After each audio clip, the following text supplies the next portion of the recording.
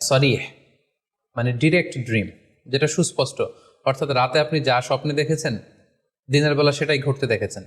আপনি রাতে স্বপ্ন দেখলেন আপনার কোনো একজন কাছের লোক মারা গিয়েছে, এরপরের দিন আপনি শুনলেন আসলেই সেই ব্যক্তিটি মারা গিয়েছে। অথবা রাতের বেলা আপনি কোনো একটা ঘটনা দেখলেন, তারপরের দিন সেই ঘটনাটাই আপনি ঘটতে দেখলেন। এটাকে বলা হয় ডিরেক্ট ড্রিম, মানে সুস্পষ্ট এবং সরিহ, একেবারে স্পষ্ট স্বপ্ন। এটার কোনো ব্যাখ্যার প্রয়োজন হয় না, কারণ আপনি যা দেখেছেন সেটাই ঘটেছে।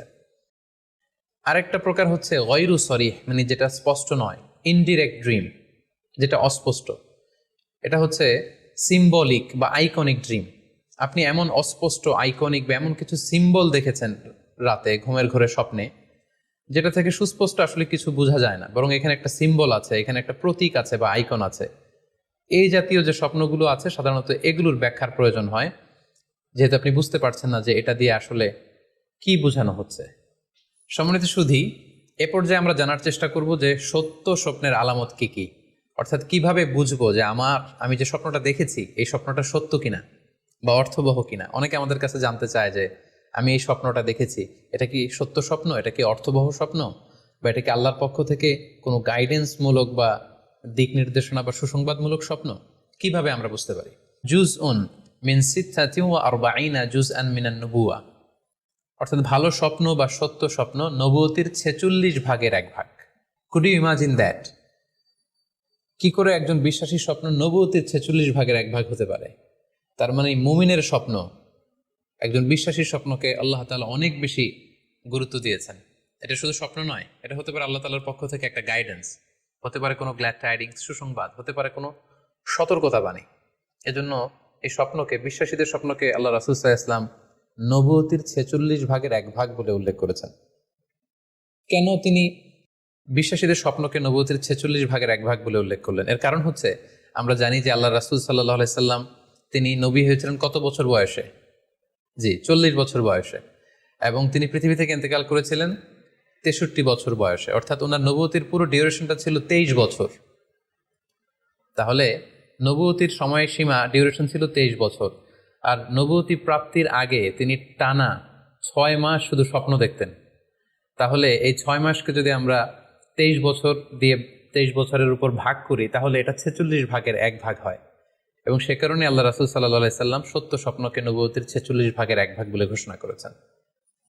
এই পর্যায়ে আমরা জানবো স্বপ্নের প্রকার ভেদের ব্যাপারে।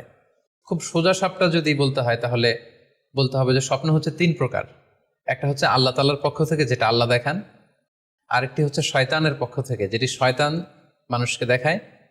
আরেকটি হচ্ছে নিজের পক্ষ থেকে, অর্থাৎ সারাদিন আপনি যেটা নিয়ে কনসার্ন, সারাদিন আপনি আপনার চিন্তা ভাবনার মধ্যে যেই জিনিসটাকে স্থান দেন, সেটাই আপনি রাত্রিবেলা দেখেন। অর্থাৎ দিনের বেলা হয়তো কেউ খেলাধুলা নিয়ে খুব ব্যস্ত, সে খুব ফুটবল পছন্দ করে, সারাদিন ফুটবল খেলে। দেখা যাবে যে রাতের বেলাও সে স্বপ্নে দেখছে যে সে ফুটবল খেলছে, অথবা স্টেডিয়ামে যে সে ফুটবল খেলা দেখছে। দিনের বেলা হয়তো সে বাজারে যে ব্যবসা বাণিজ্য করে, রাতেও হয়তো দেখা যাচ্ছে সে যে জিনিসপত্র কিনছে, দরদাম করছে। সো এটা তার পক্ষ থেকে। তাহলে বেসিকলি স্বপ্ন হচ্ছে 3 ধরনের: একটা আল্লাহর পক্ষ থেকে, একটা শয়তানের পক্ষ থেকে, আরেকটা হচ্ছে নিজের পক্ষ থেকে, যেটা আমরা সহিহ মুসলিমের একটি বর্ণনা থেকে জানতে পারি, যেখানে আল্লাহ রাসূল সাল্লাল্লাহু আলাইহি ওয়াসাল্লাম ইরশাদ করছেন, আর রুইয়া সালাসা, স্বপ্ন হচ্ছে 3 ধরনের। ফারুইয়া আস-সালিহা বুশরা মিনাল্লাহ, যেটা ভালো স্বপ্ন সেটা হয় আল্লাহর পক্ষ থেকে। ওয়া রুইয়া তাহজিনুন মিনাশ শাইতান, আরেকটা স্বপ্ন থাকে যেটা শয়তানের পক্ষ থেকে, সেটা ভয় দেখানো হয়। ভয়ঙ্কর যদি কোনো দুঃস্বপ্ন দেখে থাকেন, তাহলে এটা আল্লাহর পক্ষ থেকে নয়, এই স্বপ্নটা শয়তানের পক্ষ থেকে। আরেকটি হচ্ছে রুইয়া মিম্মা ইউহাদ্দিসুল মারউ নাফসাহু, আরেকটি স্বপ্ন ব্যক্তি সে নিজের সাথে নিজে স্বপ্নে হয়তো কথা বলে বা এমন কিছু দেখে যেটা সুসংবাদও নয়, যেটা ভয়ঙ্করও কিছু নয়, বরং সারাদিন সে যে বিষয়টি নিয়ে চিন্তা ভাবনা করতো, রাতে সেটার একটা প্রতিচ্ছবি, সেটাই সে দেখতে পাচ্ছে। এটা হচ্ছে নিজের পক্ষ থেকে স্বপ্ন। তাহলে খুব সহজে আমরা এভাবে বলতে পারি যে স্বপ্ন 3 প্রকার: একটা হচ্ছে রাহমানি, আর একটা হচ্ছে শাইতানি, আর একটা হচ্ছে নাফসানি।